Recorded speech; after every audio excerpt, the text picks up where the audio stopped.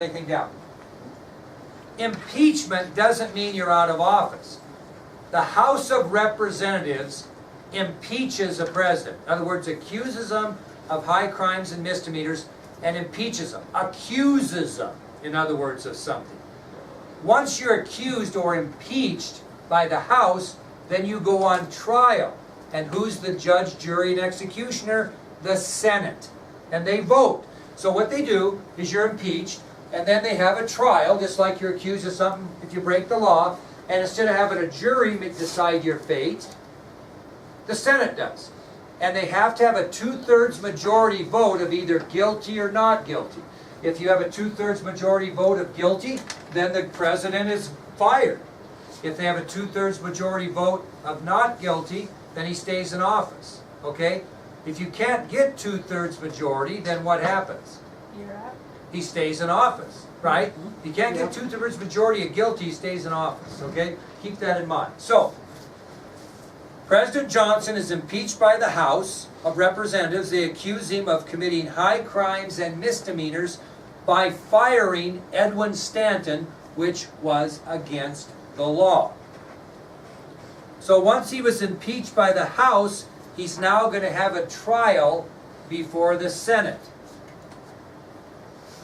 Now, who's going to be the judge? Somebody's got to be the judge. I should judge, jury, and executioner. Somebody's got to run the trial, but the Senate's going to be the jury. Okay, who's going to be, what position in government do you think would preside over an impeachment trial? Very good. Chief Justice of the Supreme Court, who at the time was a guy by the name of Salmon P. Chase, who's on your ID sheet. So, very good, Brady. The Chief Justice of the Supreme Court will be the judge, so to speak, preside over this trial, and that was Salmon P. Chase. So he's going to be the one keeping order. Now, here's where it got a little crazy. We're not going to go into huge detail about the trial, but just before the trial, a Republican senator from Kansas by the name of Jim Lane committed suicide. Just before the trial, a Republican senator from Kansas commits suicide. What do they do in that case if you lose somebody in office? What do you do? Anybody know? Have to realize. Somebody is re-elected to serve out the rest of that term. Now, once you serve out the rest of that term, you're out, but you could run for your own election. Well, when Jim Lane, the senator from Kansas, commits suicide, he's replaced by Republican Edmund G. Ross. This is very crucial. So just prior to the impeachment trial, Kansas Senator Jim Lane commits suicide, and a guy by the name of Edmund G. Ross replaces him in the Senate for the rest of Lane's term. Just so happens one of the biggest things in his life is coming up, and that's this trial. Okay? So, they have the trial, all the witnesses come up, and it concludes, and it's time to vote. Guilty or not guilty.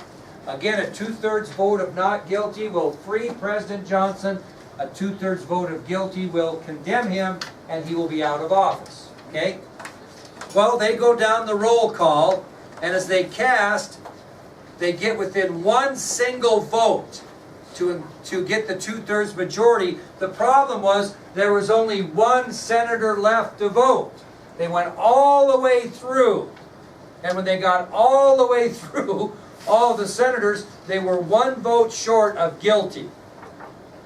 And guess who has to make that vote? Edmund G. Ross, the new guy from Kansas. So, as the votes are cast, the Senate was within a single vote to achieve the 2/3 majority to remove President Johnson. And ironically, there was only one senator remaining to cast his vote, and his vote would decide the future of the president, right? And that final vote would be Republican Senator Edmund G. Ross of Kansas, who had just replaced Senator Jim Lane. Now, this guy's a Republican, right? He's brand new. Probably should play ball with these guys, shouldn't he? All he's got to do is vote yes. Nobody will know the difference. Johnson's out, and he's a hero. He's a hero with the radical Republicans. So, As Senator Ross stood on the floor of the Senate under pressure, he cast his deciding vote as not guilty. Used his conscience and his courage. Not guilty. He did not take the politically correct route. He voted his conscience. And I'll tell you, those radical Republicans were in shock. And what?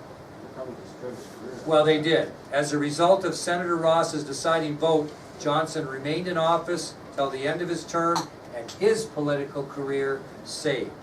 Unfortunately, the vote by Senator Edmund G. Ross finished his career.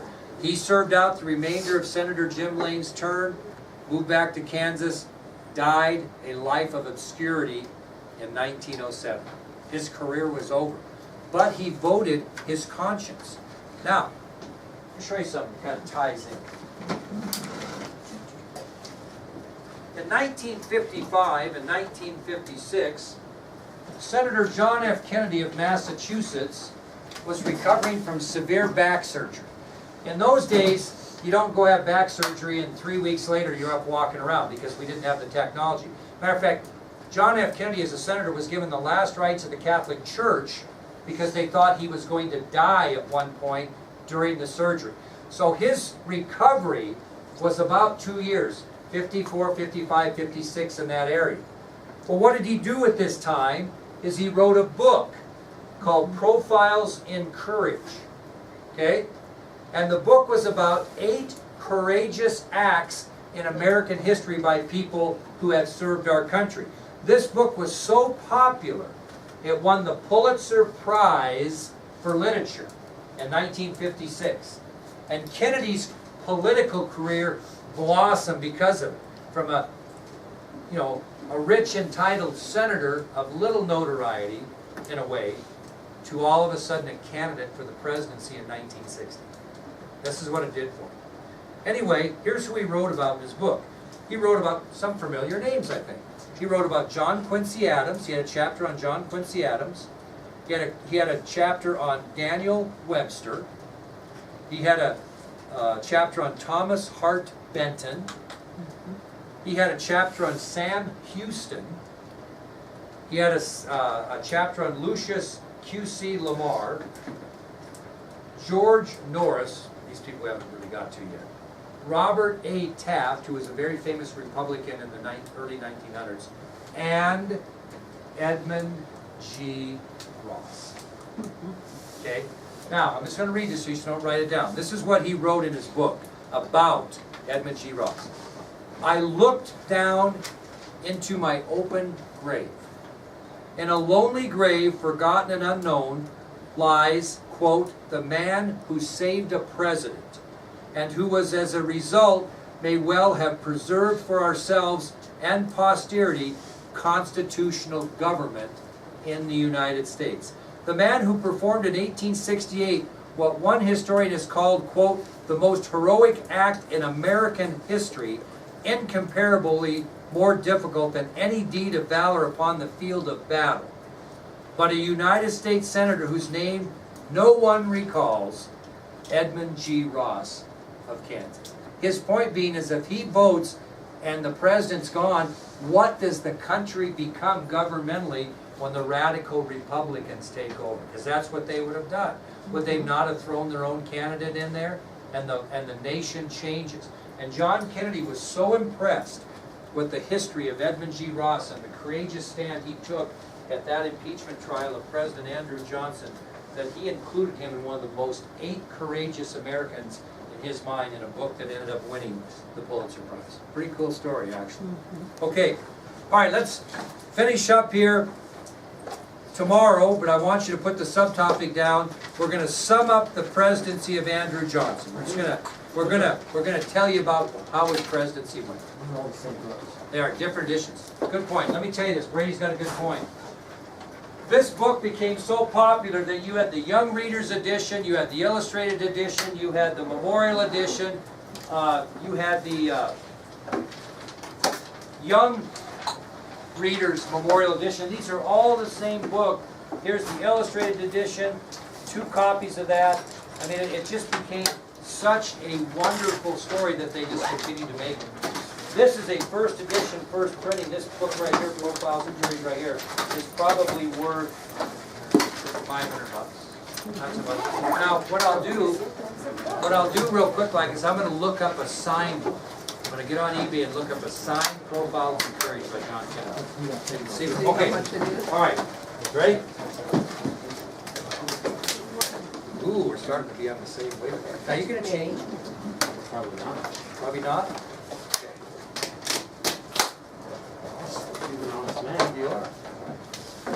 See, now he should just get a point for one. Hey, tomorrow, I won't have time to, tomorrow I will give you all a handout. I'll look up Profiles in Courage and what they are worth if Kennedy signed it. And I'll see if we want to chip in $5. Bring your dollars. I'm within 2. If you didn't hear, by the way, Elizabeth McIntosh, look at this. No. Elizabeth McIntosh was the winner of the Super Bowl pool.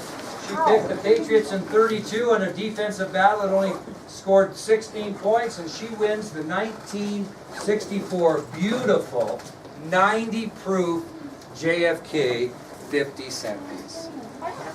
Yeah, so it's in the case of Here's who our winners were today. Not many know much about football. Elizabeth Voss, Caitlin Cottrell, and Sully Quenches tied. Davey Martinez, Andy Smith. Notice they're all what? Girls. Huh? Hey. We just put too much faith in these stupid teams.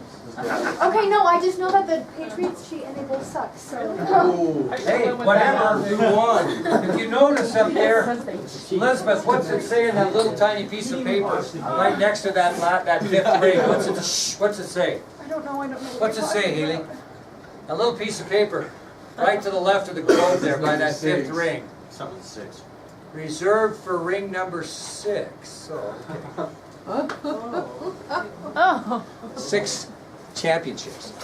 1, 2, 3, 4, 5, and soon to come 6. You already ordered it? They're not out yet because they won't make it in a year, right? Whoa, what the hell? Ones that are just like the ones that are good. Well, not exactly. I mean, those are replicas. They cost way. I mean, the diamond ones would be. Well, let's take a look. I think we should get a hold of one of these clients and buy like 6 off them. I have one of those. Well, I mean, that's like baseball players. Why did you take that one? Because I can. She's gonna build up a collection and become a millionaire. She's got all her Is things. that what you want to see? Including the coach. What's all makes you want to make some? All right, Donovan. Let's find one that's. So you can even find one. These are all prototypes. Why is it called Sparkle? I saw one on it. No,